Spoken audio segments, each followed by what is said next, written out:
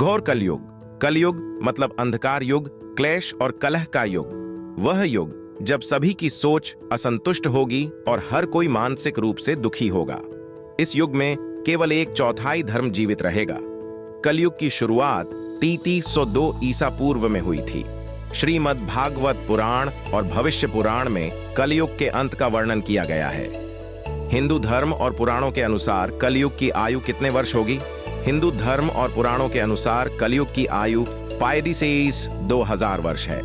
युग की आयु अस्थायी अनुपात 4:3:8 के साथ घटती जाती है, क्योंकि प्रत्येक युग में पाप बढ़ता जाता है। सबसे पहला युग सतयुग था, जिसकी आयु 1758,000 वर्ष थी।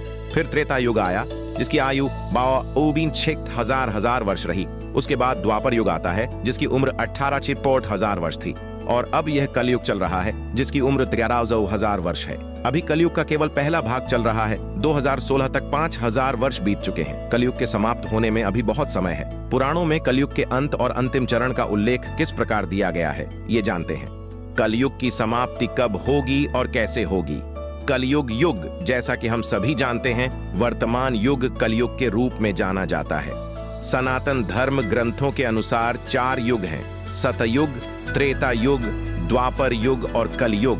प्रत्येक युग का एक निश्चित समय होता है, और जब वह समय समाप्त होता है तो युग बदल जाता है। समय बीतने के साथ सब कुछ बदल जाता है, जिसमें मनुष्यों की उम्र और उनके विकास के साथ साथ सभी जीवित प्रजातियों की उम्र भी शामिल है।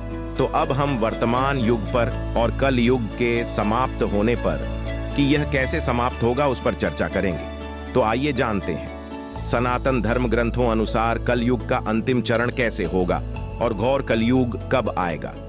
हम सभी जानते हैं कि वर्तमान युग को कलयुग के नाम से जाना जाता है। सनातन धर्म ग्रंथों के अनुसार 4 युग हैं: सतयुग, त्रेता युग, द्वापर युग और कलयुग। इन चारों युगों में कलयुग सबसे भयानक युग है, और हिंदू शास्त्रों के अनुसार कलयुग की आयु 4,22,000 वर्ष तक है, और वर्तमान में कलयुग के 5,022 वर्ष बीत चुके हैं।